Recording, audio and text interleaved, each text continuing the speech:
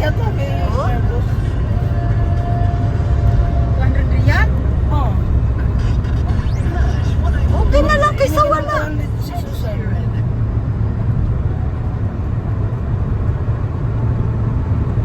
So mo hanapin 200. Okay na din yun. Mababa lang sa atin. Oh, kung tutusin, mababa. Isang buwan. Kasi yung sa amin yung sa amin dati doon kay Dr. Brian, 3 years lang kami, binigyan kami ng tag 400 eh. Kami dalawa ni Susan tag 400 kami sa isa. Ikaw dahil isang taon na, di ba? Kahapon, Oh,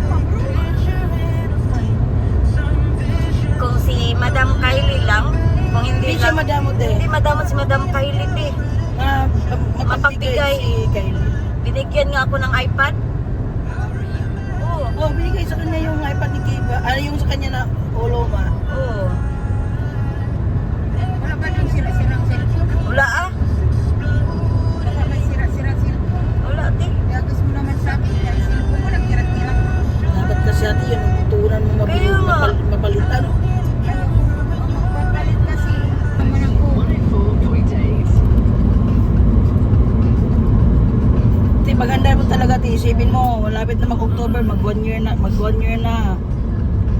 Malapit na mag 1 year yung visa mo, te. Talagang, kailangan mo ka talaga makahanap kasi ng full time talaga na, na mag-visa sa'yo talaga. Kung hindi man mag-visa, at least kahit papano, yung malaki yung kikitain mo ba?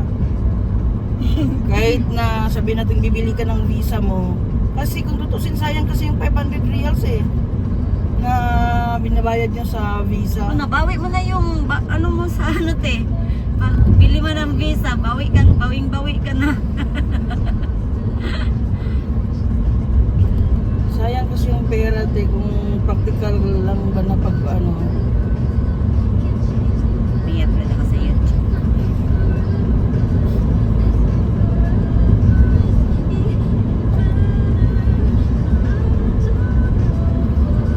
Active ka naman sa FB, magano ka lagi diyan sa sa May magpa-member ka sa Muscat Maid. Ang problema kung mag-ano siya, kulang pa din ang guts to.